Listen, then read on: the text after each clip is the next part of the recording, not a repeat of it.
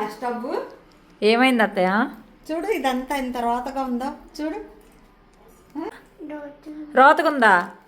ఇదిగోండి అత్తయ్య, అందుకే ఆన్లైన్లో ఒక ప్రోడక్ట్ ఆర్డర్ చేశా హ్యాపీ ప్లానెట్ నుంచి. 2 minutesలో నేను తల మెరిపిస్తా. డన్నా? కట్ చేద్దామా? మా అత్తయ్య అంత మాట అంటారు అనుకోలే. హ్యాపీ ప్లానెట్ నుంచి నేనైతే ఈ లిక్విడ్ తీసుకున్నా, నిజంగా చాలా బాగుంది.